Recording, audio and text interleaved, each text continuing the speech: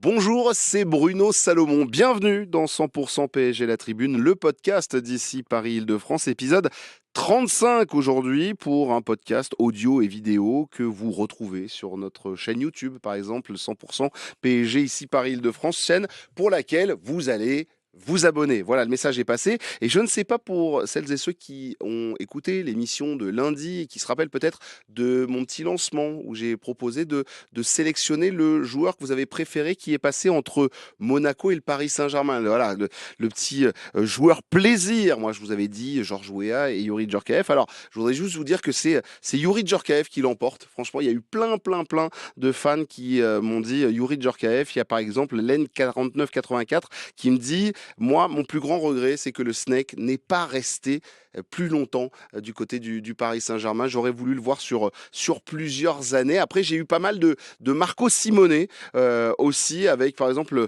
Steph, un supporter qui nous dit, moi je me rappelle encore du Parc des Princes, qui scandait Marco Simone. Et c'était une grosse ambiance et ça mettait des frissons. Après, j'ai des plus romantiques. J'ai Mathieu qui nous a dit, lui c'était Niarco et Cubillier. Il est allé les chercher et j'ai Popeye qui m'a dit Franck Gava. Alors là, respect, je ne l'ai pas vu arriver. Par contre, pas de Thilo Kehrer sur cette liste. Thilo Kehrer qui n'a pas joué hier soir et je crois que du côté de Monaco, ils en étaient ravis. Tiens, puisqu'on parle chat et on parle viewers, si vous me disiez votre ressenti justement sur pourquoi pas la qualification. Est-ce que Paris a peut-être fait le plus dur en remportant son match 3-2 face à Monaco? Est-ce que Paris est qualifié ou pour vous, il y a encore un doute pour la suite de ce barrage de Ligue des Champions? Je vous laisse répondre et moi, j'ouvre la tribune. 100% PSG, la tribune. Au sommaire de la tribune 100% PSG, un Paris Saint-Germain qui en barrage de Ligue des Champions joue à se faire peur et à nous faire peur et à nous énerver même face à Monaco. Mené 2-0, Paris a renversé la table et la rencontre victoire 3-2, mais il y a tellement de choses à dire sur cette rencontre. Oui, parce qu'on a transpiré un tout petit peu. Rappelez-vous de ce que vous faisiez à la 20e minute de jeu. Je vais demander aux gens autour de la table ce qu'ils faisaient à la 20e minute de jeu quand il y avait déjà 2-0 pour l'AS Monaco. On va débriefer cette rencontre avec le j'aime ou j'aime pas. On se posera ensuite quelques petites questions. Fallait-il faire jouer Ousmane Dembélé, rentré titulaire, sorti à la 26e, blessé? On évoquera aussi Désiré Doué. Il a fait comme ça pour ceux qui écoutent à la télé, voilà, il a mis les mains sur les oreilles pour dire qu'il n'entendait pas les critiques. On a bien compris. Désiré Doué, est-ce que c'est la meilleure des réponses qu'il nous a signées ou est-ce qu'il y en a encore qui se posent des questions autour de notre attaquant? Enfin, on se demandera si cette équipe nous rassure. Est-ce qu'elle vous rassure, cette équipe du Paris Saint-Germain, ou est-ce qu'on va transpirer comme ça sur toute la saison et peut-être jusqu'à la fin de saison? De ça et du reste, on en parle dans 100% PSG La Tribune. C'est parti, bienvenue. 100% PSG, la tribune. Qui compose l'équipe du jour? Julie Galap, Tidiane Mbo et Marc Méchénois. Bonjour à vous trois. Salut. Bonjour. Oula. Bonjour, Alors, vous savez quoi? Je vais vous dire. Allez, on va faire tout de suite. On va tout expliquer. J'en ai un déjà, Marc Méchénois, qui est pas concentré. Pourquoi? Parce que 100% biathlon, voilà, la tribune. 100% biathlon la tribune. Lui déjà, il a la tête. Il est 15h24. On est en train d'enregistrer ce podcast. Il a déjà un œil. Il essaie de voir s'il loue Jean C'est en Monod. train de se passer. Oui, bah, on verra plus tard. Tu me feras ça. Les Tu me feras le premières débrief au plus tard. Saint-Michelon Tu me étaient feras- 16e là. Quand t'appelles Marc Méchénois, il dit attends, il y a le biathlon, faut me laisser. Je peux pas te parler. Ces Jeux Olympiques ont été ridicules, monsieur Méchénois. Vous êtes embourbé dans le biathlon. Qu'est-ce qui s'est passé? Bah, moi, depuis très longtemps, j'adore le biathlon. Voilà. Bravo, c'est très bien. Et je crois que tous les trois autour de la table, vous aimez le biathlon. Mais ouais, c'est sympa, il y a du drama. D'accord, très bien. Mais Tidiane j'ai écouté aussi. ton intro. De quoi? Et Bah, donc, c'est quoi ton joueur préféré? Bah, en fait, c'est pas un joueur préféré, mais Parce qu'il y a je suis 38 très joueurs qui sont passés par le très PSG étonné Monaco. que Néné soit pas ressorti. Ah, si, il y en avait. Bah, j'aurais pu. Attends, Voilà. j'ai une liste de 100 réponses, donc j'ai pas fait tout le monde. Sinon, j'étais en train de continuer. Voilà. Néné est sorti, Georges Weah est sorti aussi. Il y en a comme ça. Toi, Ouais. c'était qui ton préféré? Yuri Djorkaeff. Youri Djorkaeff Ouais. aussi. Tidiane, non Tout n'est pas confondu. Oui, tout est pas confondu. Moi, Pastore est très haut. Ah non, tu sais, un joueur qui est passé par Monaco et par le Paris Saint-Germain. Non. Oui, Néné, c'est bien. Ah, Néné, C'est ça te pas plaît? mal. Ça te plaît Djorkaeff, aussi mais je mets Djorkaeff au-dessus quand même. Le Youri aussi. Ouais. Bon, voilà, c'était pareil, Julie. Bah oui, écoute, après, oui. Oui. Allez, D'accord, oula. Qu'est-ce qui se passe? Non, Mais que parce se passe-t-il? que c'est. Moi, j'aime bien Marco Simone, tu Bah vois. voilà. Bah oui, Voilà, la avec son classe. petit Batman, Voilà.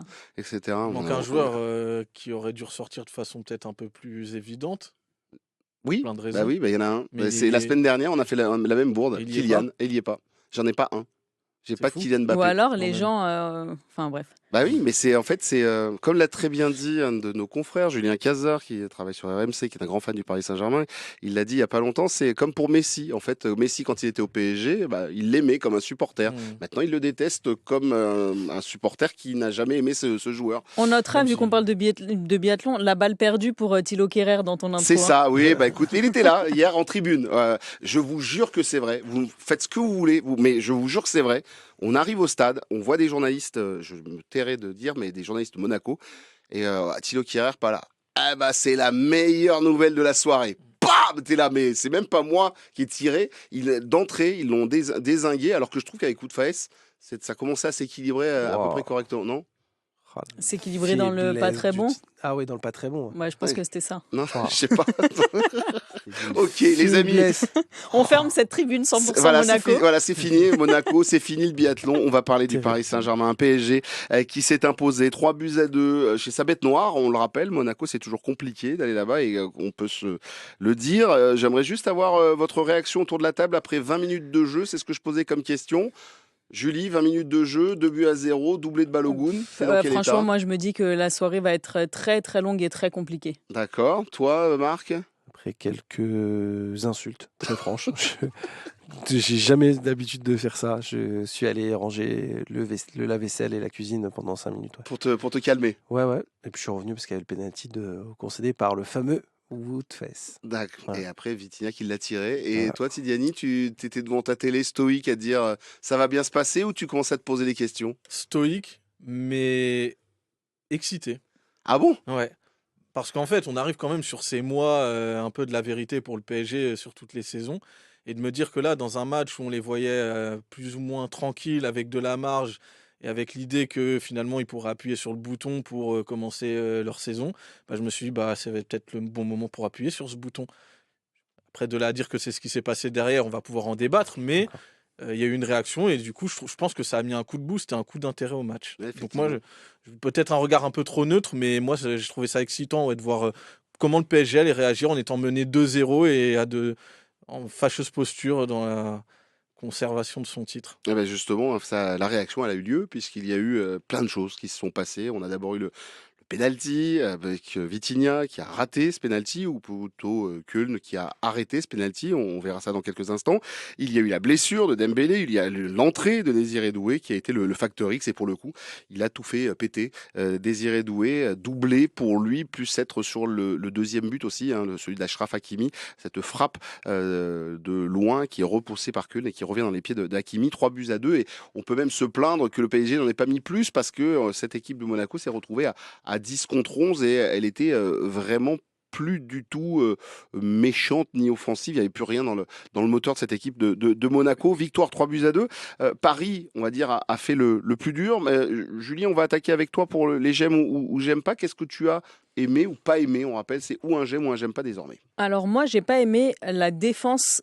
Alors déjà, d'une manière collective. C'est-à-dire qu'après, il ne faut pas forcément comparer avec le PSG de la saison dernière parce qu'il tournait à plein régime et c'était un PSG incroyable. Mais je trouve que cette saison, tu as moins tout le monde qui défend en même temps. C'est-à-dire qu'au contre-pressing, tu gênes moins l'adversaire, il est moins haut, moins intense. À la récupération du ballon aussi, c'est peut-être moins agressif que la saison dernière. Le pressing, il est moins haut. Et d'une manière générale, je trouve que l'équipe défend moins ensemble. Ce qu'on lui avait beaucoup... on avait dressé des lauriers à juste titre pour ça la saison dernière. Je trouve que cette saison, c'est moins le cas. Et après, pour recentrer un peu plus, la défense, moi, elle me fait flipper. Marquinhos, après, il est plus âgé qu'il y a quelques années, forcément. Donc, pour moi, il est sur le déclin. Et franchement, il est très, très, très heureux de ne pas concéder le penalty hier. Parce que, après, aujourd'hui, la lecture sur les penaltys, tu sais pas, ça siffle pas. Hier, il a beaucoup de chance. Je le trouve très souvent dépassé. Je trouve qu'il met aussi Pacho en galère, qui est obligé d'être un peu le pompier de service à chaque fois. Il ne peut pas tout compenser non plus, le pauvre. Donc, parfois, tu as tout le monde qui est un peu en retard. Moi, la défense, c'est vraiment le point noir. Vraiment, du collectif. Et ensuite, quand tu resserres, et en plus, quand tu sais que tu as acheté Zabarni pour être le successeur de Marquinhos, c'est que c'est une erreur de casting absolue, du moins à leur âge là. Je trouve que c'est pas hyper rassurant parce que tu as quand même l'impression que à la moindre incursion adverse, au moindre tir, ça fait but. Sans parler du gardien, parce que je pense que vous en avez suffisamment parlé dans la tribune. Mais voilà, la défense, pour moi, c'est vraiment le gros point noir qui fait aussi que le PSG est aussi irrégulier depuis le début de la saison. C'est vrai que les centraux posent question et sur les ailes aussi, ça flotte un petit peu. Tidiani, c'est compliqué. Tu prends 3 buts face à Rennes, t'en prends 2 face à Monaco et c'est les mêmes mots. Ils sont tous là. Hein. Hakimi est bon. Zabarni a été remplacé par Marquinhos, mais pour le reste, sinon, c'est les mêmes qui défendent. Hein. Ouais, statistiquement, je crois que c'est 11 buts encaissés sur les 10 derniers matchs, toutes compétitions confondues. Donc, sans être alarmant, c'est quand même quelque chose qui nous interpelle. Et puis après, il y a le rendu visuel pendant les matchs où on a l'impression que dans une équipe qui assume d'avoir du déséquilibre, on peut admettre que la défense puisse être mise en difficulté. Mais c'est pour ça, le diagnostic, est-ce qu'on le fait sur les individualités défensives ou sur l'animation défensive ? Et moi, je trouve que sur les individualités défensives, je partage ce que dit Julie. Achraf Hakimi a manque de rythme, il a eu une blessure. Nuno Mendes a été parfois excellent, mais ces dernières semaines, il accuse peut-être un petit peu le coup. Et Marquinhos, je partage totalement le constat. Pour moi, il est sur une saison de relâchement, pour ne pas dire plus. Et il y a eu un paquet de matchs où il a été mauvais. Le Bayern, par exemple, c'est pareil, hein, il est clairement en dessous. Et je parle même pas du débat du gardien qui aujourd'hui est totalement ouvert et où tu te rends compte qu'il y a eu peut-être une mauvaise gestion à ce niveau-là. Donc oui, il y a un débat aujourd'hui avec la défense du PSG, ça c'est une évidence. Sur cette défense du Paris Saint-Germain, Marc, j'avais envie de venir me centrer un petit peu aussi. J'entends Julie qui parle de centraux, on en a déjà parlé lundi, mais il y en a un moi qui m'inquiète un tout petit peu là dans ses prestations ces dernières semaines. Tu viens de le souligner, Tidiani, c'est Nuno Mendes sur le premier but. Excusez-moi, mais cette belle relance dans l'axe là, c'est lui qui met tout le monde dedans. Hein. Après, moi, j'ai l'impression quand même que c'est c'est quelque chose qu'on voit de manière assez régulière chez Nuno Mendes, cette volonté de casser la ligne en passant par l'axe. Et donc, par exemple, il va souvent trouver l'attaquant qui a décroché, donc Ousmane Dembélé ou un milieu. T'as pas l'impression qu'il est complètement relâché là? Et Depuis on a dit que c'était Marcelo, il se prend pour. Non, je pense sais pas, dans son attitude. Moi, je crois que le Paris Saint-Germain, il faut vivre avec cette irrégularité chronique du fait que le PSG a 0 repère physique et que un coup, ça sera Nuno Mendes qui sera au top. Un coup, ça sera João Neves. Et regardez, on peut aussi dire que Vitinha, en ce moment, il a une période un peu plus creuse. Hein. On le voit moins rayonnant. Et donc, c'est quand même on va dire une constante de la saison parisienne, c'est qu'il y a des états de forme qui sont complètement disparates. Un coup, un va bien, après il va moins bien, il va moins bien 3 matchs après. Donc, moi, ce qui m'intéresse, c'est de savoir comment Luis Enrique va trouver des solutions pour faire en sorte que tout le monde arrive au moment où ça va compter, c'est-à-dire au 8e de finale, soit contre Chelsea, soit dans Barça. 3 semaines, hein, ouais, même s'il y a encore Monaco, hein, évidemment, mais pour faire en sorte que tout le monde soit un état de forme qui soit homogène. En fait. Je ne sais pas si ça va arriver en moi, fait, je cette pense saison, pas, en parce fait. qu'on se disait que le contre-coup du manque de prépa et de la très longue saison dernière, ce serait sur toute la fin de l'année 2025 et qu'en début 2026, ça allait revenir. Et il y a plusieurs fois où tu t'es dit, où ils sortent un gros match et tu te dis, ah, c'est peut-être, ça y est, contre Marseille, je pense que tout le monde se le dit, ou alors on se dit, voilà, c'est peut-être que là, ils ont compris. Mais en fait, physiquement, je pense que tu vas finir la saison en étant très irrégulier, en n'ayant jamais le PSG que tu as eu la saison dernière. Regarde là, tu as Ousmane qui se reblesse. Tu as Hakimi qui revient, qui manque de rythme, mais c'est normal, il était blessé. Donc, j'ai du mal à croire que tu vas retrouver tout le monde à un très très bon niveau physique dans 3 semaines. Et Luis Enrique, a priori, ne s'adaptera pas. Parce qu'il y a quand même des principes de jeu sur lesquels il me semble assez inflexible. Et sur l'idée d'avoir une ligne défensive qui est haute, donc qui t'expose, mais qui te permet aussi de nourrir l'essence de ton jeu et d'avoir une équipe qui est agressive au pressing. Donc les premiers défenseurs sont les attaquants, hein, comme le dit la phrase consacrée.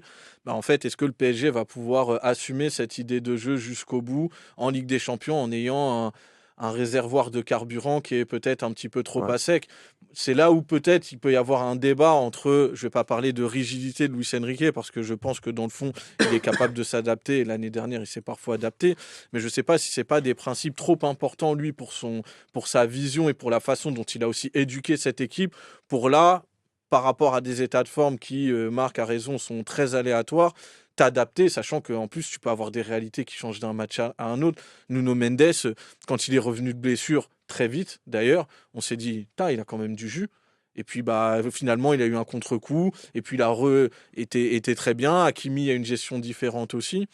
Moi, je pense qu'il va falloir vivre avec ça jusqu'au bout de la saison. En tout cas, on reparlera de cette partie un peu, savoir si cette équipe rassure ou pas. Moi, Très court. Moi, Marc. je trouve qu'en fait, il y a aussi sur l'aspect défensif, tu parlais d'un contre-pressing moins efficace par séquence. Parce qu'il y a des matchs au Sporting, la première demi-heure, il est d'une efficacité folle. Mais moi, par exemple, hier, je trouvais que sur les compensations, sur les montées des latéraux, et depuis plusieurs matchs, l'année dernière, on voyait des Joao Neves ou Fabien Ruiz reculer pour justement bloquer des espaces ou anticiper des contres possibles. Et ça, il y a moins. Et je trouve que les latéraux, enfin les pistons, les latéraux, sont moins protégés que la saison dernière. Et du coup, il n'y a pas d'adaptation par rapport à ça. On voit toujours un Hakimi qui est hyper haut. En plus, il n'a pas une condition physique folle.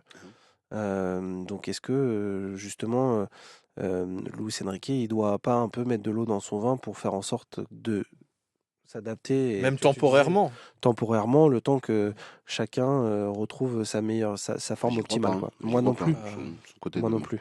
Mais le dogme mais est c'est posé, lui c'est pas c'est la lui le peine, hein. patron, hein, après. En tout cas, on reparlera dans quelques minutes dans cette tribune, puisque je vous le rappelle, on va parler de Dembélé, de Désiré Doué, mais aussi de l'équipe en général, savoir si elle nous rassure ou si finalement on est dans une sauce. Bah, il va falloir aimer les sauces piquantes qui vont nous troubler quelquefois, et on va se demander ce qui nous arrive sur certains matchs aussi.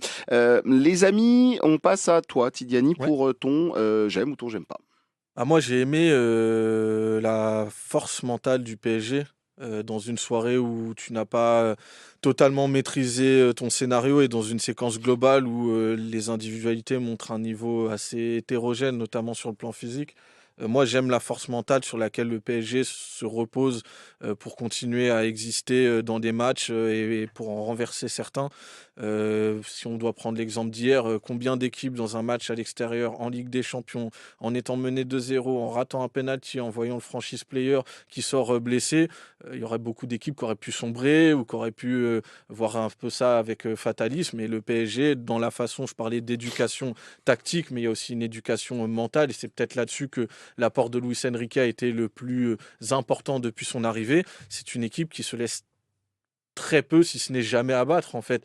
Et ça lui a permis d'aller arracher une super Coupe d'Europe de cette façon, d'aller parfois retourner des matchs qui étaient très très mal embarqués. Et je pense qu'hier, c'est à nouveau la force mentale du PSG qui lui permet voilà, d'avancer avec ses vents contraires. Et il va manquer des choses d'ici la fin de saison. On faisait un petit peu l'inventaire entre le manque d'énergie, les états de forme, etc. Mais je pense que cette force mentale, ce sera toujours une espèce de boussole pour cette équipe et un truc sur lequel elle pourra se reposer. Donc, c'est quelque chose qu'il faut valoriser. Le mental, effectivement, à toute épreuve, ou se dire, ben, ils sont capables de le faire, de remonter. Et même si, quand même, hier, Luis Enrique a dit qu'à 2-0, il avait envie de retrouver sa femme et ses enfants, qu'il avait autre chose, Oui. voilà, qu'il avait envie de se cacher, quoi.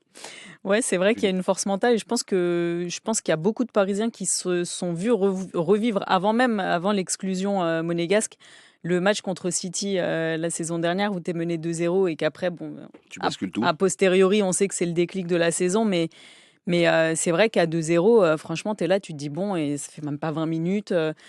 Et surtout que derrière, tu rates un penalty. Tu te dis, tu te remets dedans à 2-1, le match est différent, tu rates un penalty. Et c'est vrai que, même si bon, on l'a pas beaucoup vu, mais pour moi, le symbole un peu de ça, c'est Gonzalo Ramos. En plus, il se crée une grosse occasion en fin de match, tu vois, où tu te dis, tu lâches pas, tu es là. Et d'un autre côté, je sais pas te raccrocher à cette force mentale tout le temps. Il y a bien un moment où ça va craquer, tu vois, le trophée des champions, le but inespéré au bout du bout des arrêts de jeu. Mais je me dis qu'à un moment, ça aussi, ça va finir par craquer, parce que si tu dois courir après le score dans quasiment tous tes matchs, où tu es malmené, ou au moindre incursion adverse, tu prends un but. Il y a un moment, tu vois, eux aussi, ils vont se dire, bon, on a peut-être marre d'être tout le temps le chasseur.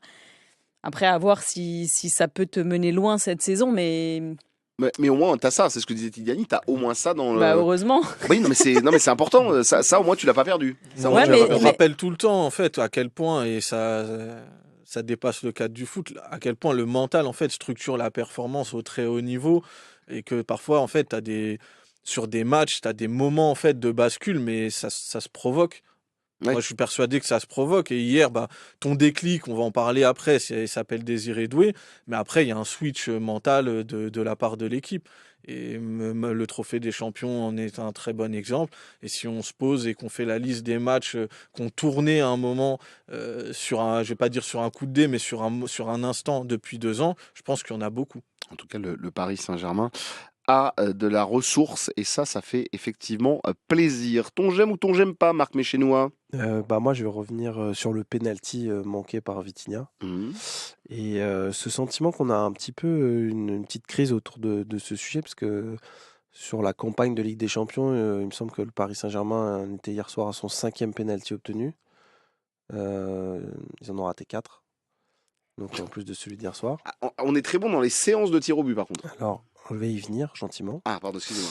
Euh, Oui, excusez, monsieur Méchénois. les 2 tireurs habituels, ça a été d'ailleurs un sujet, pas de tension, mais de discussion dans le vestiaire en début de saison dernière, parce que Luis Enrique avait désigné Vitinha comme le tireur de pénalty officiel du Paris Saint-Germain, ce qui était un peu bizarre du point de vue des attaquants, parce que les attaquants, il faut les mettre en confiance, donc s'ils peuvent tirer les pénaltys et marquer, ça peut être un plus pour eux. Et donc Ousmane, lui, il aurait bien aimé les tirer l'année dernière. Bon, la tâche est partagée, mais si on regarde bien, Ousmane Dembélé, il a raté son pénalty contre Newcastle.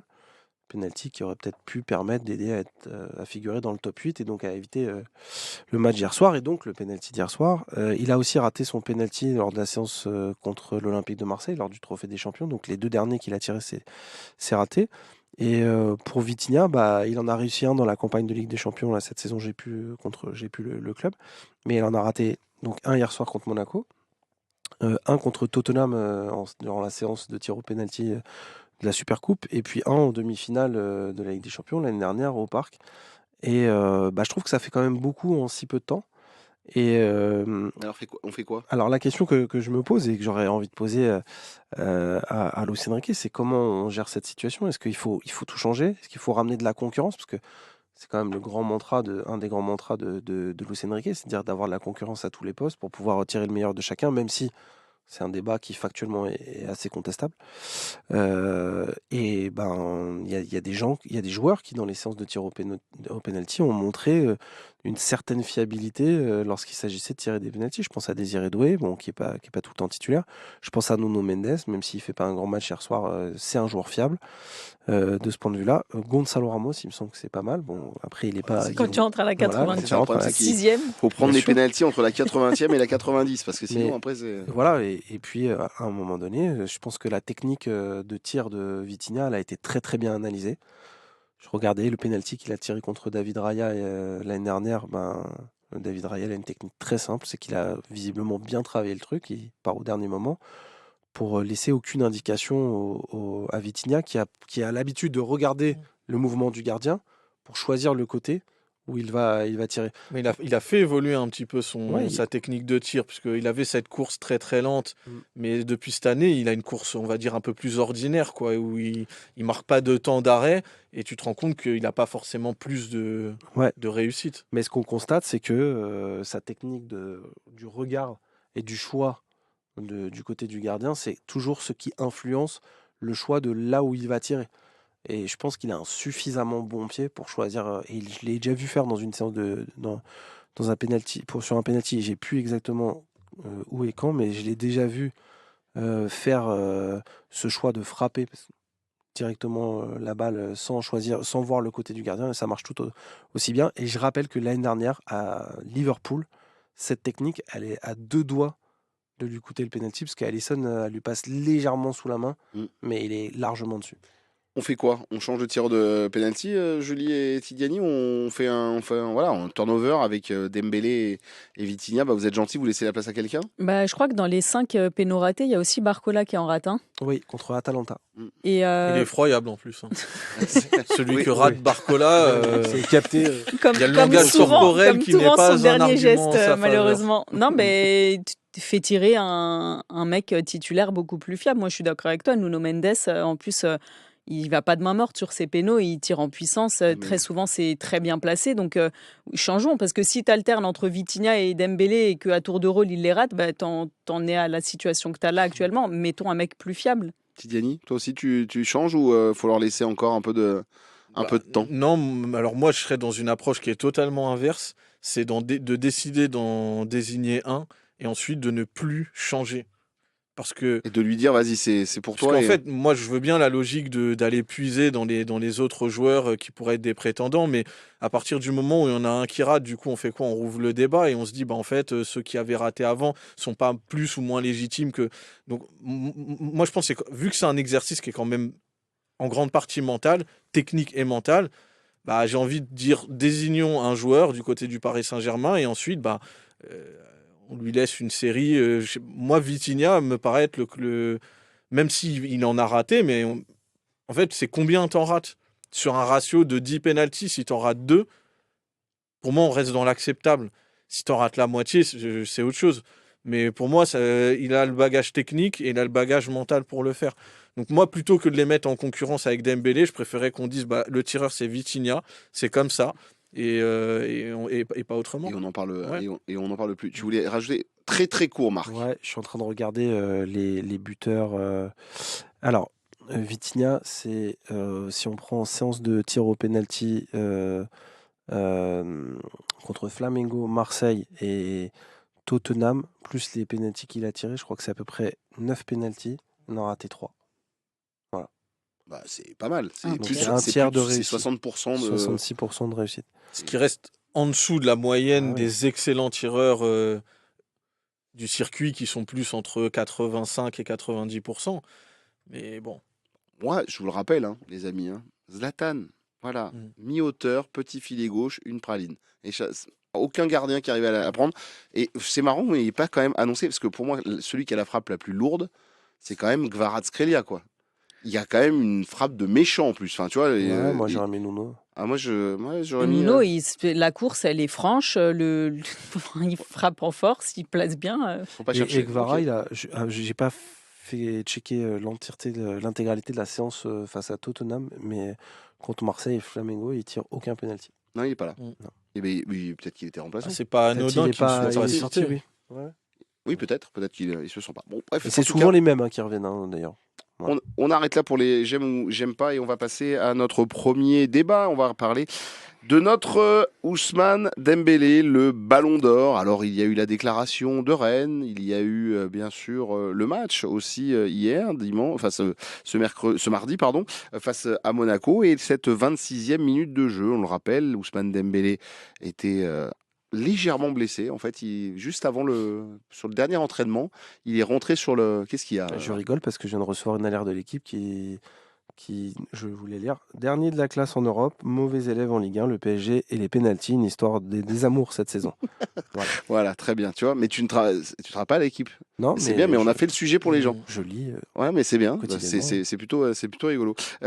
Parlons d'Ousmane Dembélé, 26e minute de jeu. Il est sorti. Alors, juste, il avait eu une petite alerte musculaire la veille à l'entraînement. Il l'avait signalé au staff médical. Il a pourtant été titularisé, mais à la 26e minute de jeu, il a baissé la chaussette. Il a commencé à se masser énergiquement le mollet pour faire comprendre que ça n'allait pas.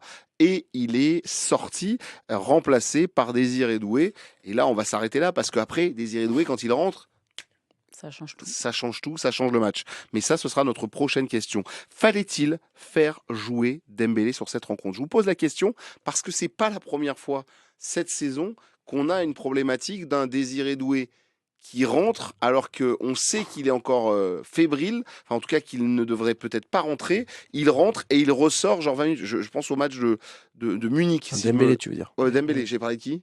Oui. Désiré Doué. Désiré, pardon. Et donc de Dembélé. Est-ce qu'il fallait vraiment le faire jouer sur cette rencontre, Tidiane?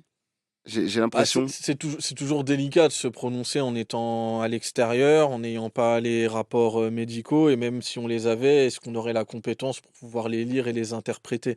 Ça fait beaucoup de conditionnels. Moi, j'ai envie sur le principe de faire confiance au staff médical qui doit faire un numéro de funambule depuis le début de la saison pour gérer les écarts athlétiques entre les joueurs et puis même la condition individuelle de chacun. Même si aujourd'hui il y a des outils de mesure qui sont très précis à ce niveau-là, ça reste quand même de la physiologie, donc j'imagine qu'il y a toujours une marge d'erreur. Ce qui nous interpelle, c'est forcément le mimétisme avec l'épisode du match contre le Bayern, c'est-à-dire que tu avais la sensation que on a un peu forcé avec Dembélé, qu'on a ignoré certains signaux d'alerte qui pouvaient exister avant le match, et donc fatalement, quand la sanction tombe, eh ben, on se dit « Ah, il ne fallait pas le faire jouer ». Oui, mais si les données médicales qu'avait le staff disaient l'inverse, dans ces cas-là, qu'est-ce qu'on fait? Qui avait raison, qui avait tort? Honnêtement, moi, je pense que c'est un débat qui est insoluble. Maintenant, moi, en fait, ce qui m'intéresse, c'est de me demander, par rapport à la notion de risque qui, elle, me semblait existante, quel que soit le niveau de risque, c'est quelle était la nécessité absolue ou pas de faire jouer Dembélé dans ce contexte-là. Cette question-là m'intéresse. En gros, est-ce que par rapport aux sorties qu'il y a eu à Rennes, etc., c'était nécessaire d'envoyer le message qu'il n'allait pas le punir et le mettre sur le banc, donc il fallait le faire jouer, donc un aspect un peu politique. Et même après, il y a un autre paramètre qu'on ignore, mais que le match de l'OM doit nous faire rappeler, c'est que Dembélé, pour le jeu du PSG, c'est une énorme plus-value. C'est-à-dire, on a joué un semestre au PSG sans Dembélé. Le PSG a plutôt bien limité la casse, mais quand lui est là, tu te rends compte quand même que l'équipe elle tourne mieux, tout simplement, que c'est un joueur clutch qui peut avoir une énorme valeur ajoutée. Donc voilà, moi je garde les questions bien ouvertes, et je me garderai bien d'être formel sur ce dossier qui est complexe. Moi, Julie. j'ajouterais même que, tu vois, Tidiane se place dans le point de vue de Luis Enrique. Moi, je me place dans celui de Dembélé. Mhm. Dembélé, je pense que tu lui dis, tu joues un barrage de Ligue des Champions, il a envie d'y être. Et je pense que, sincèrement, s'il a vraiment mal et qu'il se sent pas d'y aller, il le dit au coach, je peux pas, physiquement, ça va pas. Si tu as donc le rapport médical qui t'alerte pas tant que ça, et tu as le joueur qui dit, moi, c'est bon, je suis apte, je vois pas non plus Ouais, c'est pourquoi ça le Luis problème. Enrique s'en passerait. Et puis, tu vois, je reviens aussi à la déclat de Dembélé après Rennes. Est-ce que lui, dans sa tête, il s'est pas dit, tiens, je l'ai ouverte la semaine dernière, il faut que je sois là parce que sinon, J'ai fait je une passe un peu polémique. pour un débile, tu vois. Qu'au final, on n'a pas les clés, mais moi, de voir Dembélé commencer, moi, je trouve pas ça scandaleux. Après, oui, il se blesse, mais Dembélé, malheureusement, c'est un joueur qui historiquement se blesse souvent. Là, si j'ai bien compris, c'est le même mollet que contre le Bayern. Mm. Donc, tu es peut-être parti pour 3 semaines au minimum, on verra. Mais moi, je trouve pas ça scandaleux de le mettre dans le 11. Marc, je te vois réagir à ce qu'on vient de dire et Tidiane et Julie. Non, mais après, il y a les faits. Le fait, c'est que lundi soir, à l'entraînement, très très vite, il dit qu'il a une pointe, quoi. Donc on le voit tous. Enfin, on le voit tous ceux qui étaient à Monaco le voient. Et le signal, d'ailleurs, sorti assez vite dans la presse. Et à partir de là, moi, je pense que, vu les antécédents du garçon, il y a un principe de précaution qui s'impose. Oui, mais c'est quoi De là? En facto. fait, en gros, c'est quoi? Attends, je vais aller jusqu'au bout. Non. Sauf que en fait, il y a un petit problème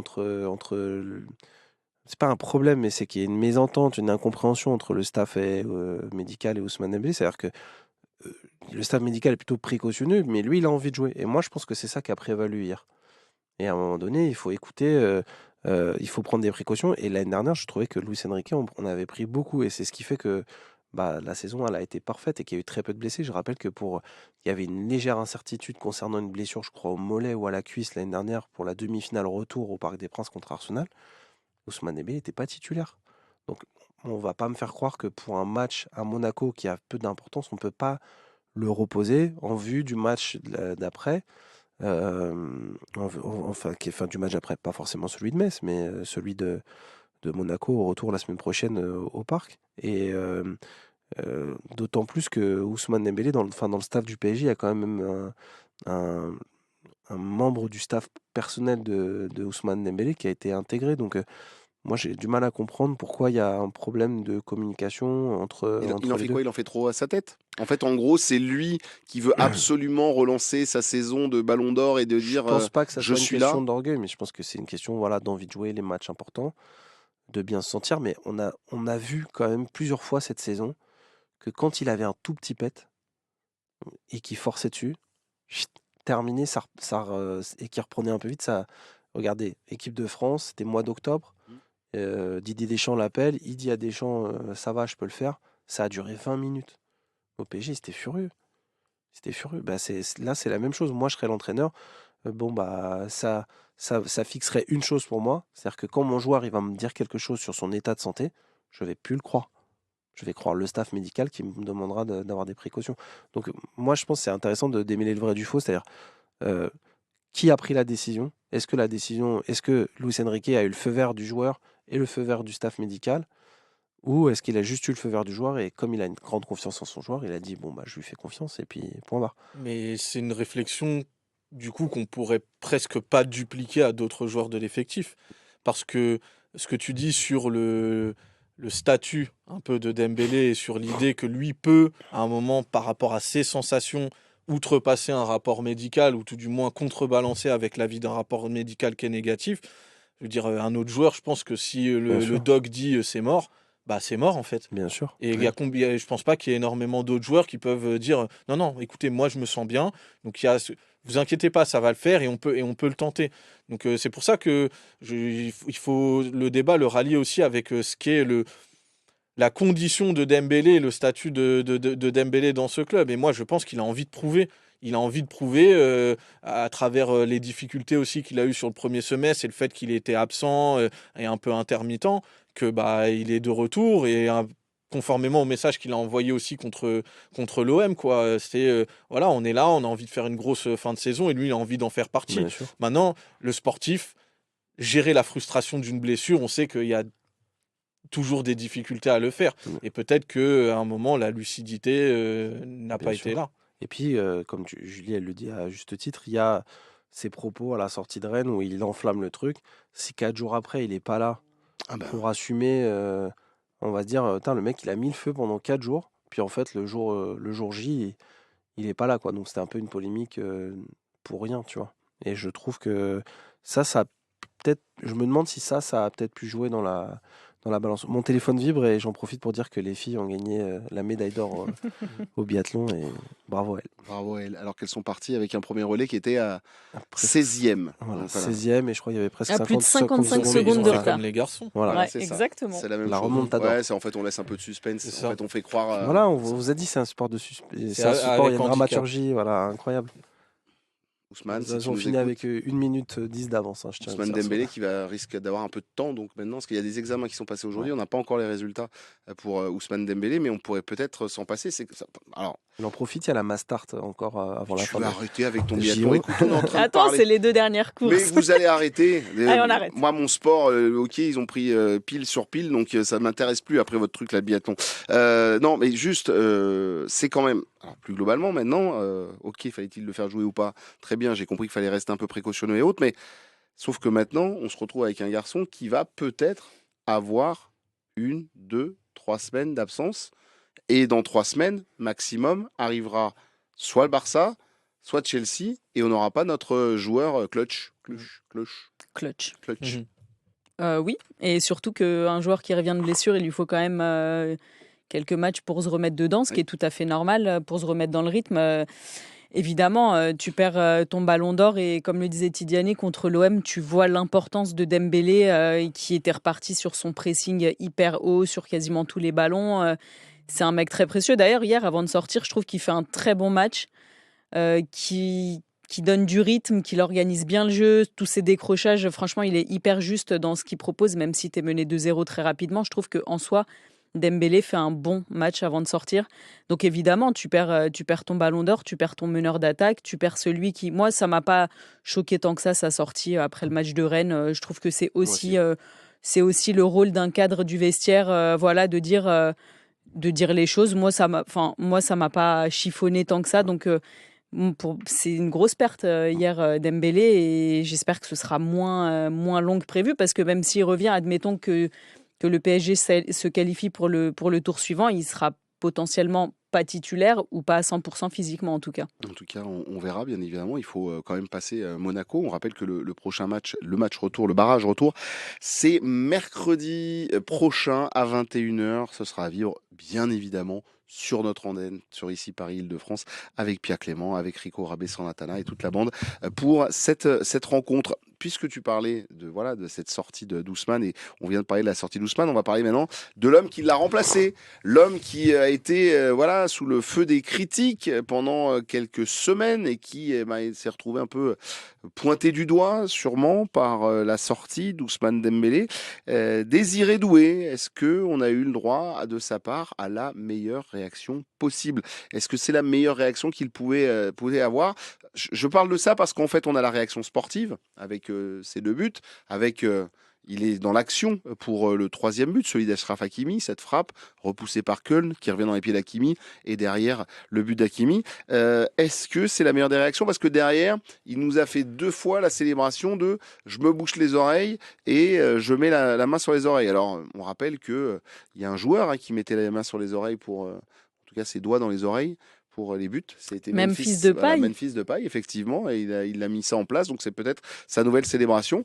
Est-ce que pour vous, autour de cette table, c'est la meilleure des réactions de la part d'un Désiré Doué, critiqué, qui n'avait plus marqué depuis le 4 janvier dernier, donc on a quand même attendu plus d'1 mois et demi pour le revoir, et qui en plus hier soir, comme par hasard, waouh, les passes, tac, tac, je joue avec toi, je fais des passes avec Bradley Barcola, Et je comme check quoi toutes les mains des copains quand on m'a fait des passes, etc. On a eu le droit à du 100% collectif dans cette rencontre. Marc, est-ce que ça t'a plu, cette réaction? Est-ce que c'était la meilleure réaction possible de sa part? Moi, j'ai jamais douté qu'il allait réagir. Mhm.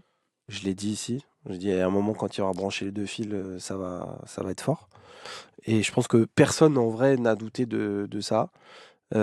Et en vrai, je préfère voir ce Désiré Doué là, qui va peut-être remixer avec par moment des séquences un peu plus individuelles pour avoir sa magie qu'on lui connaît.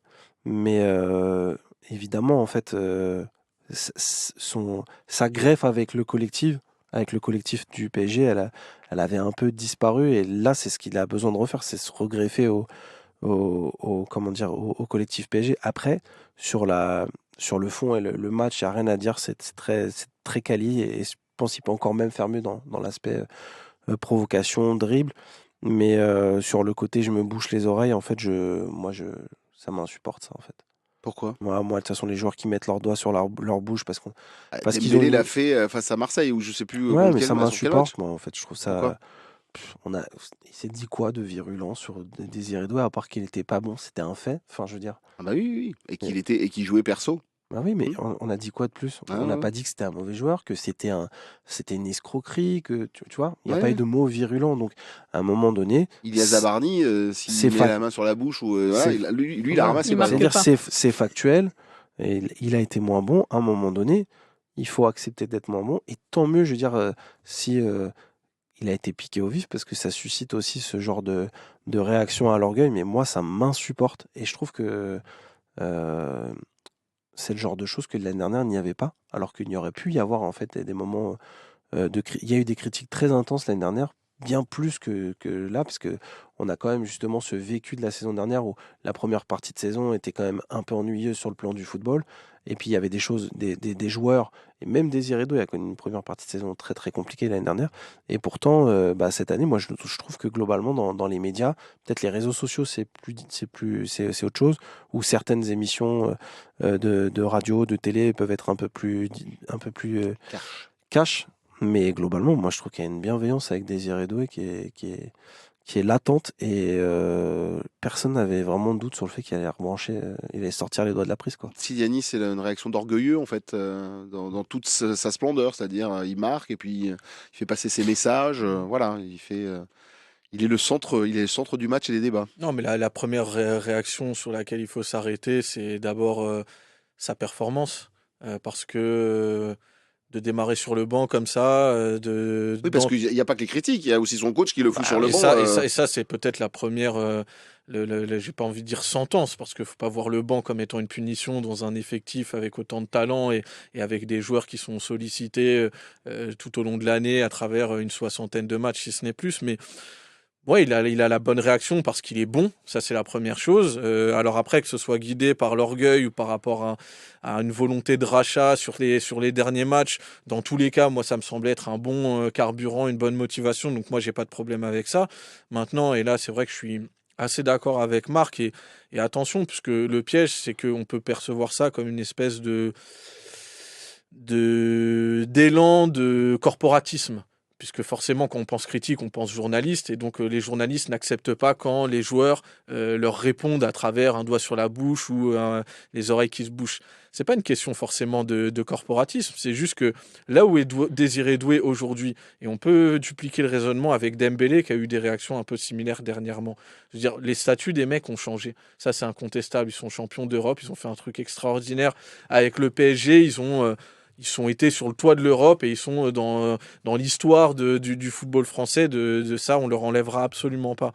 Mais aujourd'hui, le statut a changé, l'attente a changé. Et j'ai envie de dire, même pour un Désiré Doué, peut-être plus que pour un Dembélé, lui, il a l'ambition d'aller très très haut. Oui. Je veux dire, son modèle, c'est Neymar. Il est en équipe de France, avec potentiellement un rôle à jouer. C'est peut-être l'un des espoirs français qui va emmener le football français, ou tout du moins les Bleus, très très haut plus tard. Je veux dire, aujourd'hui, l'exigence du quotidien avec ces joueurs-là, elle est juste normale.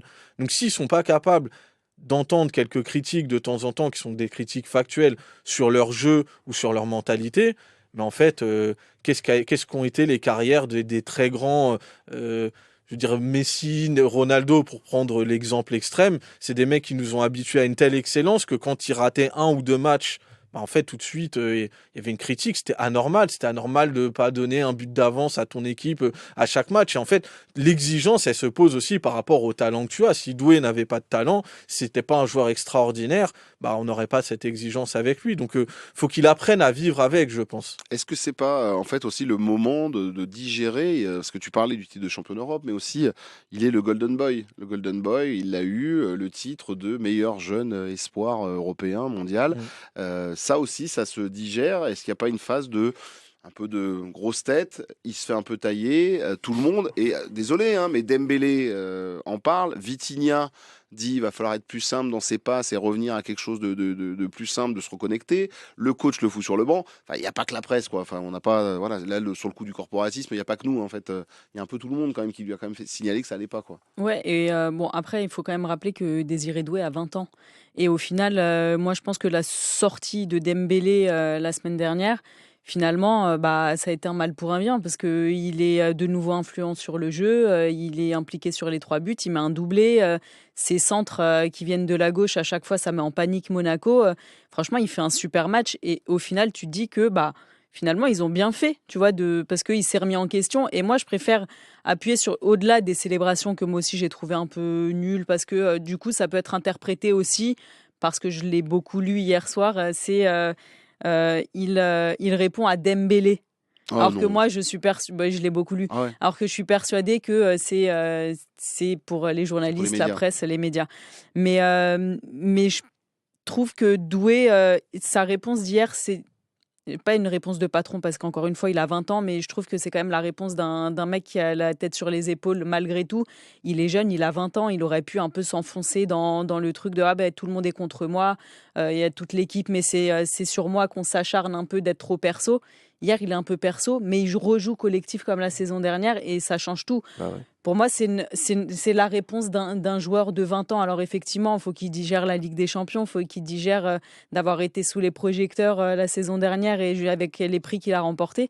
Mais est-ce que c'est pas finalement le cheminement normal et encore qui réussit d'un joueur de 20 ans qui réussit? Moi, pour moi, la sortie de Dembélé, c'est peut-être le tournant de la saison de Désiré Doué qu'on n'avait pas retrouvé à son meilleur niveau jusqu'à maintenant. Et une chose, je fais passer le message à Désiré Doué. Je ne sais pas si vous l'avez entendu, je ne vous ai pas mis d'extrait de côté, mais il est passé il était obligé de passer, il a été élu homme du match, il a eu le trophée d'homme du match, il est passé au micro de Canal+. Il était très froid. 40 secondes 3 questions, il a répondu sur 3 phrases. Ouais. Ça, par contre, il faut qu'il le comprenne, je pense. Après, c'est un avis tout à fait personnel, mais Kylian Mbappé, je pense, avait le même ressenti pour les médias sur certaines critiques et autres, mais quand il venait répondre sportivement, derrière, il venait un peu bomber le torse et il venait un peu sur la place publique parler et il se mettait en avant. Là, lui a fait voir le gars en train de faire la gueule là, et c'est vraiment, pour le coup, j'ai trouvé ça. Là, je me suis dit, là, il est en train de faire une erreur de com et j'espère qu'on va le rattraper assez vite du côté du PSG parce que il est pas sympathique. Enfin là, il passe pas pour sympathique, quoi. Je te Mais je demande pense pas pas d'être un Il gentil passe béni pour oui oui. bondeur, fout. mais moi je préfère à la limite ça plutôt qu'il bombe. Parce que bomber après un match, quand on a loupé 5 ou 6 d'affilée, Mm. j'aurais trouvé ça un petit peu inadapté. Mais qu'il soit froid et on va dire un peu laconique dans ses réponses, Il y a des joueurs qui se nourrissent de ça aussi, d'être un peu froid et après ils font le boulot sur le terrain. Moi, franchement, s'il a envie de donner des interviews où il sourit pas et il fait des réponses de 20 secondes un peu bateau et que sur le terrain ça marche, franchement Par qu'il y contre, je aille. vous Hein. le dis, avec l'exercice de la presse, tout le monde était assez fan de lui au départ. Pour l'avoir croisé 2-3 fois en zone mixte sur les 3 derniers mois, on va dire les 4 derniers mois, il est dans le même style. Hein. Il est très court, il a pas très envie de s'étaler, il a pas envie de jouer à ce jeu-là, à cet exercice-là. Tu voulais rajouter quelque chose, Ouais. Marc? Parce que finalement, un homme énervé peut être aussi intéressant, un joueur énervé, et on va donc l'attendre sur les prochains matchs. Parce que moi, juste Monaco, ça m'intéresse pas. Juste un match. Ouais, bien sûr, je suis d'accord.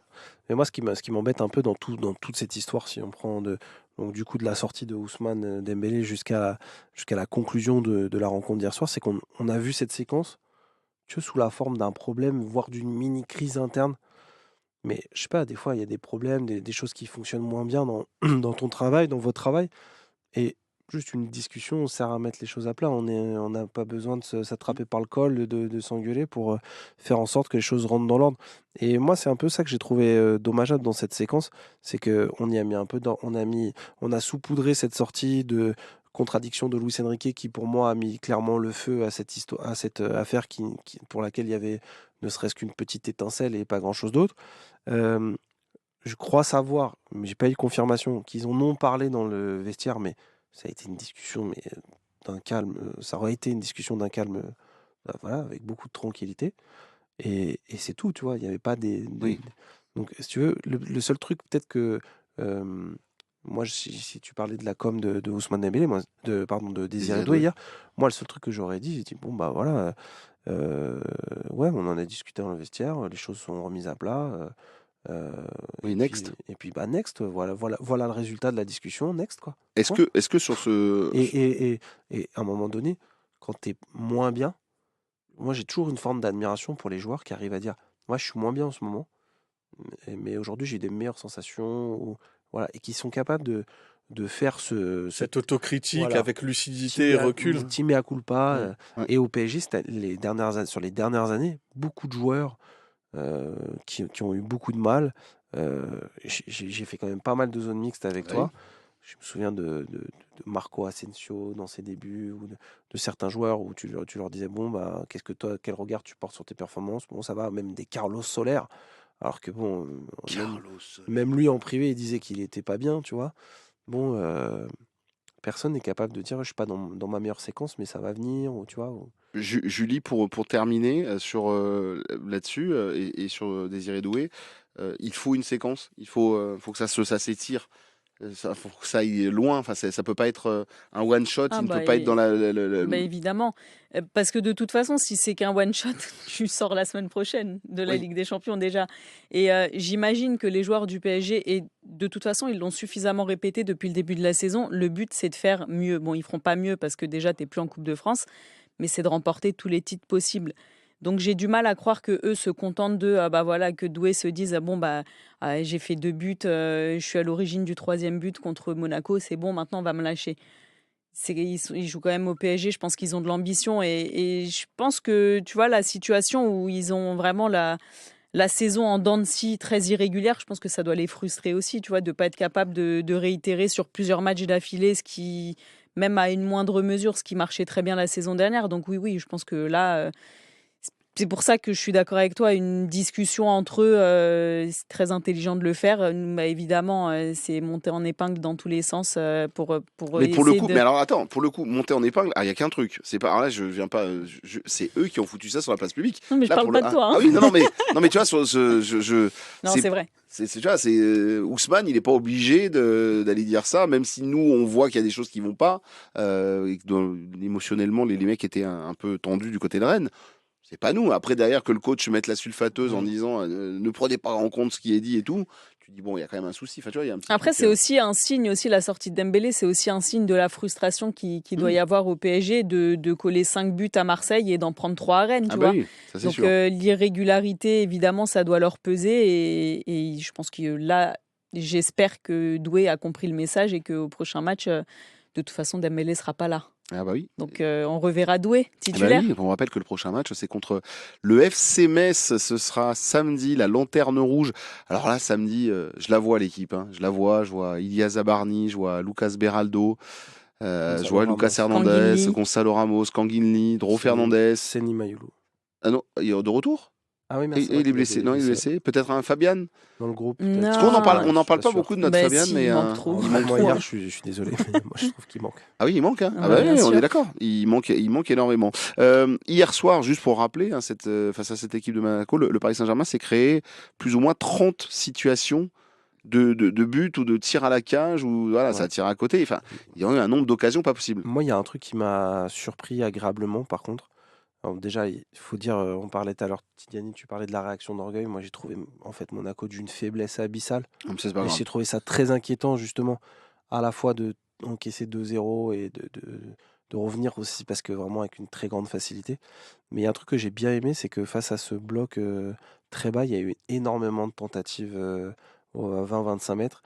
Et je trouve que on avait fait une émission, on en avait parlé il y a quelques mois, dans laquelle j'avais repris tous les buts de la saison dernière pour voir le nombre de buts qui avaient été marqués en dehors de la surface. Et donc, depuis le début de saison, il y avait un ratio de buts qui était plus important que sur toute la saison dernière. Et moi, je trouve que c'est une arme sous-utilisée au PSG. Et D'abord, même là, tu te rends compte que Fabian Ruiz manque sur ça. ouais, mais il y a deux choses. C'est que hier, moi, j'ai le sentiment qu'il y avait plus de tentatives dans ce registre-là face à un bloc qui était très bas. Et bon, ça s'est pas vraiment vu hier parce qu'il y a beaucoup qui sont partis dans les tribunes. Mais t'as des frappeurs d'une qualité exceptionnelle au PSG. Et un grand nombre de centres aussi. Ouais. Il y a eu beaucoup de centres sur les côtés. Mais voilà, moi je crois que c'est un registre sur lequel hier le PSG a tenté des choses, a travaillé des séquences pour se retrouver quand même dans des positions parfaites pour prendre sa chance à 25 mètres. Joao Neves d'ailleurs nous l'a souligné lors de la conférence de presse d'avant-match qu'il travaillait devant le but et qu'il y avait du boulot qui était fait. On va terminer cette émission et ce podcast débrief sur ce match de Monaco. Je vous rappelle donc que Metz c'est à 21h samedi, ce sera 21h05. Les horaires à la noix, 21h05, ce sera au Parc des Princes, à suivre sur notre antenne. Et puis ensuite, il y aura Monaco face au Paris Saint-Germain, mais au Parc des Princes à 21h mercredi prochain. Est-ce que cette équipe vous a rassuré? Là, on est sur une séquence de Marseille, Rennes, Monaco. Est-ce que sur ce qu'on voit là, est-ce qu'elle vous a rassuré ou de toute façon, il va falloir accepter d'être un petit peu dans un roller coaster? On est, voilà, c'est le grand 8 et il faut accepter que ça brasse, que ça bouge et que ce sera pas aussi fluide que la saison dernière. Et là, il va falloir s'accrocher comme ça et passer peut-être des étapes de Ligue des Champions, de championnat et autres, en passant par des vraies difficultés. Tidiane. Non, moi, c'est pas forcément un match qui m'a rassuré, hormis la dimension mentale que j'ai évoquée, qui est quand même très très importante. Mais je trouve que, en fait, si on se détache du scénario du match d'hier, bah en fait, tu gagnes 3-2. Enfin, quand je dis du scénario, c'est le côté un peu fou de la première période, entre les pénaltys, etc. Mine de rien, ça reste un match que le PSG gagne par un but d'écart en ayant joué 50 minutes avec un joueur de plus. Alors, oui, tu as été mené 2-0. Oui, tu as su te remobiliser après un pénalty raté et après la sortie de ton ballon d'or. Mais moi, je trouve que l'irrégularité qu'on voit au PSG sur les dernières semaines, voire les derniers mois, bah, tu la retrouves à l'intérieur d'un même match. Les écarts de niveau de préparation athlétique entre les joueurs, tu les retrouves à l'intérieur d'un même match. Les problèmes défensifs, tu les retrouves quand même assez régulièrement aussi. Et hier, ils étaient là. Donc moi, je suis rassuré, mais en fait, pour moi, on est dans une logique un peu jusqu'ici, tout va bien, jusqu'ici, tout va bien, jusqu'ici, tout va bien. Et puis, à un moment, le mur, on a l'impression qu'on va être obligé de se le prendre. Et qu'à ce moment-là, en fait, le diagnostic, on l'aura déjà fait avant. Et que c'est un peu inévitable. Donc, en fait, pour moi, c'est rassuré par rapport au fait que l'équipe s'accroche avec ce qu'elle a dans ses moyens en ce moment. Mais si on est toujours dans cet espoir de voir le PSG remporter une deuxième Ligue des Champions d'affilée, j'ai l'impression qu'il manque quand même beaucoup, beaucoup, beaucoup de choses. Et même en ce qui concerne le titre en Ligue 1, va falloir s'employer plus que prévu. Ouais. Serrer les dents un maximum. Julie, justement, sur ce qu'on vient de parler, c'est vrai que cette irrégularité, elle fait flipper. Là, en fait, en gros, je sais pas pour toi, hein, mais les 6 premiers mois, tu dis, c'est pas grave. Mais Parce là, que tu penses qu'en début d'année 2026, physiquement... on va appuyer sur le fameux bouton que Tidiani attendait, voilà, sur le côté, clac, voilà. Et là, on l'a pas, et tu sens que... Et non, là, on est fin février, et tu vois, tout le monde disait, oui, mais il va falloir serrer les dents sur les premiers mois, si tu lâches quelques points en Ligue 1, c'est pas trop grave. Et puis, tu t'accrochais aussi à ce truc de le PSG va se qualifier dans les 8 en Ligue des Champions. Et bon, même si Luis Enrique te dit que pour lui, c'est une aubaine de jouer un barrage, je pense que pour les supporters du PSG, en tout cas, tu aurais préféré, tu vois, pas avoir 2 matchs à jouer hier et dans une semaine. Il n'a pas dit, il avait juste fait une réflexion pour dire oui, mais peut-être que... Ah Non, il avait dit que non, lui, pas dit justement, c'était une aubaine. Au Sporting, il a dit que lui, ça le dérangeait pas et que... Non, Au il avait contraire. dit en avant-match, et pourquoi pas 6, c'est une réflexion à avoir sur le fait, mais il avait vraiment sorti ça enfin pour moi, je l'avais pris comme une incise dans une phrase. Pour avoir été sur la séquence, c'était au Sporting. C'était au micro de Canal en avant-match. Non, on a eu en conférence de presse aussi à Lisbonne, sûr. Ok. Sûr. Tout ça pour dire que si Bilbao tu même, m'avais pardon. posé la question il y a 3 mois, je t'aurais dit tout le monde va revenir à peu près à son niveau, surtout qu'Hakimi revient de blessure et bon, je touche du bois, j'espère que je ne lui porterai pas la poisse, qu'il n'a pas l'air de rechuter, mais là, tu es en mars et force est de constater que tu es toujours aussi irrégulier. Tu peux montrer de l'excellent face à Marseille et du très très mauvais face à Rennes, donc, et ça en 4 jours. Donc, va falloir serrer les dents et c'est pas pour être la pessimiste de service et dédicace à Mathieu Faure, mais moi, franchement, j'ai du mal à imaginer qu'en Ligue des Champions, taille même en demi avec un niveau aussi fluctuant, quoi. Marc. Moi, je suis assez dans la logique de mes camarades et hier soir, j'écoutais un petit peu des extraits sur différentes chaînes et il y a Giovanni Castaldi De la chaîne L'équipe, de la qu'on chaîne salue. L'équipe que je salue, qui disait qu'il fallait oublier la saison dernière, il fallait arrêter de comparer avec la saison dernière. Mais moi, je suis pas d'accord du tout en fait avec cette idée-là, parce qu'en fait, c'est un standard de référence qu'ils ont posé l'année dernière. Et puis surtout, tu as la même équipe. Et tu as exactement la même équipe, donc en fait, ce standard de référence te permet de juger où ils sont par rapport à leur meilleure version. Et leur meilleure version, c'était la saison dernière. Et on voit juste que les ingrédients qu'ils mettent dans un match, c'est pas ceux de la saison dernière, que cette régularité dans la performance et dans l'enchaînement des performances, il n'existe plus cette saison. Et ouais, tu as le sentiment que si tu es une équipe un peu bien structurée, cette équipe du Paris Saint-Germain, tu peux venir la chatouiller quand même de manière très régulière. Bon, après, je me fais pas trop de soucis pour ce week-end contre le FC Metz, mais ni vraiment la semaine prochaine contre l'AS Monaco à domicile, non. Mais c'est vrai que quand tu vas arriver tout de suite 8e de finale, tu vas jouer Chelsea ou le Barça, ça a cogné sévère. Et moi, je pense que le péché de cette saison, c'est clairement d'avoir pas réussi à être dans les 8 premiers, sachant que Luis Enrique nous sort ce discours de l'aubaine. Moi, je pense que c'est un contre-feu, parce que la réalité, c'est qu'au début de la saison de Ligue des Champions, il a très clairement dit que l'objectif, c'était de finir dans les 8 Dans premiers. les 8, bien sûr. Donc, ce mois à 4 matchs, avec une semaine, un match par semaine, ça permettait de donner des jours de repos, de faire reposer les têtes, de faire reposer les organismes, de travailler aussi sur de la récup, des soins, et du rythme. Et moi, je crois que la réalité, c'est qu'on a failli perdre dans ce match, on a failli perdre quand même Guevara lors de Newcastle. Et puis là, on perd Ousmane Dembélé. On n'a toujours pas retrouvé Fabien Ruiz, ni Mayolo. Donc, je Je crois qu'en fait, un mois de février à 4 matchs aurait été vraiment la meilleure des solutions. Et voilà, tout simplement. Tidiane, l'année dernière, le Paris Saint-Germain, je sais, vous m'avez dit, il ne faut pas comparer tout ça, mais Moi, je compare. quand même, l'année dernière, quand on rentrait dans les confrontations en aller-retour, tu te sentais fort. Tu savais que, et même si tu perdais 1-0, Ouais. tu vas à Liverpool, tu as quand même certaines convictions dans ton jeu et autres. Là, avec cette instabilité, est-ce qu'on est prêt, ou en tout cas, est-ce qu'on se sent prêt, est-ce qu'on sent ce groupe prêt pour ferrailler sur 90 minutes, 120 minutes, aller-retour? Moi, j'ai pas cette impression-là, j'ai pas ce ressenti-là en tout cas. C'est difficile à dire parce que on peut toujours aussi avoir une équipe qui est capable de hausser son niveau par rapport à ce qu'un adversaire va être susceptible d'imposer. Et donc, il faudra voir avec la notion de match coup près si le PSG est capable à un moment d'aller plus loin dans la souffrance et de hausser son niveau athlétique notamment.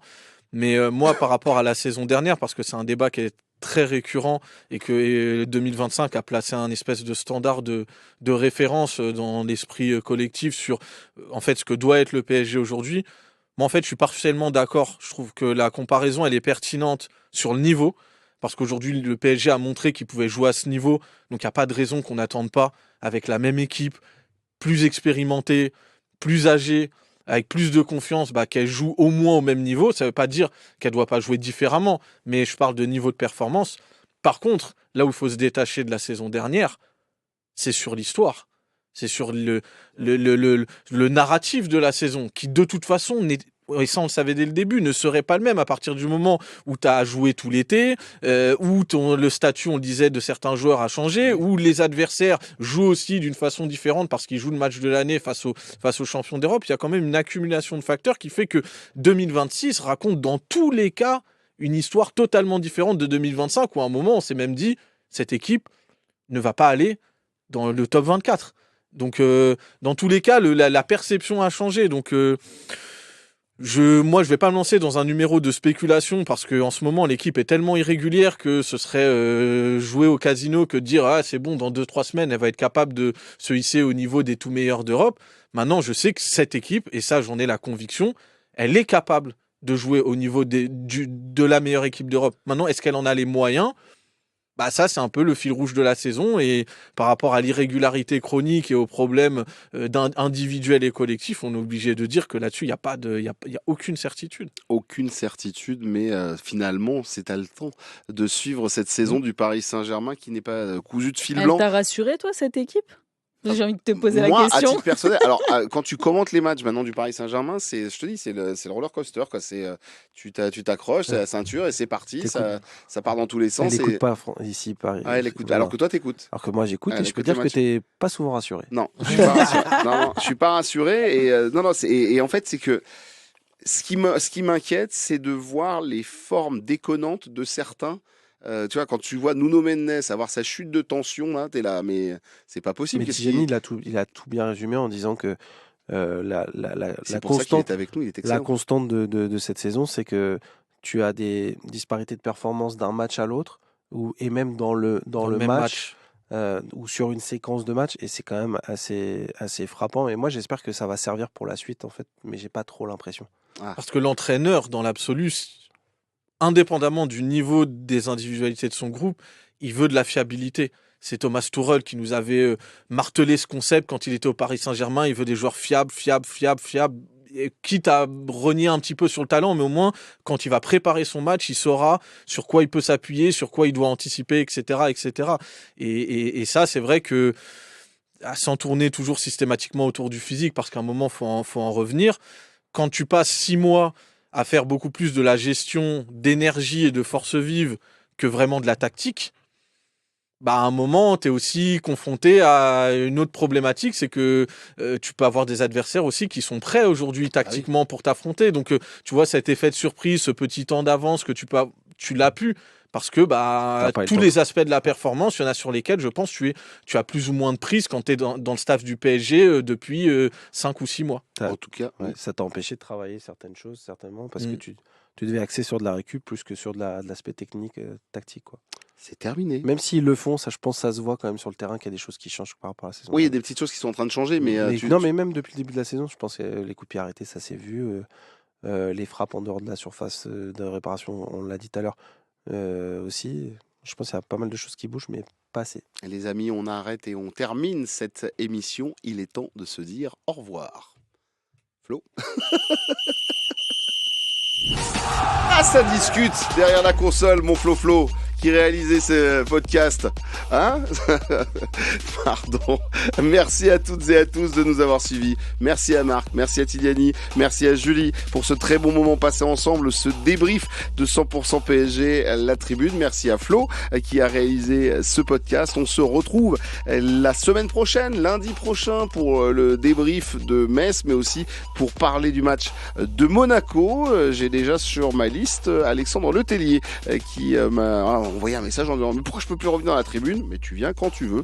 Donc il sera avec nous lundi, l'ancien gardien du Paris Saint-Germain. Et puis vous le savez, sur notre antenne, c'est bien évidemment le billet qui est à retrouver tous les matins et sur notre chaîne 100% YouTube. Vous venez nous retrouver et vous abonner. Et demain, Pia Clément enregistre et elle vous le proposera vendredi, un mag spécial avec Monsieur Koulchen qui va venir parler ballon et parler de son histoire qui est chevillée au corps depuis sa plus tendre enfance avec le Paris Saint-Germain. Il va nous parler de ce PSG, de dire un petit peu ce qu'il pense de cette équipe cette année, de l'année dernière et de tout ce qu'il a vécu autour du PSG dans toute sa vie d'adulte. Et Dieu sait qu'il a un grand âge maintenant, Monsieur Koulchen, mais c'est très plaisant de savoir qu'il sera avec nous. Merci à toutes et à tous de nous avoir suivis. Je vous rappelle que si vous écoutez en audio, vous n'hésitez pas sur les téléchargements à nous mettre les petites étoiles, les petites notes aussi et des petits commentaires. Et bien évidemment, abonnez-vous et likez cette page et cette émission sur YouTube. Merci, j'ai été trop long. Maintenant, il est temps de se dire au revoir. Ciao.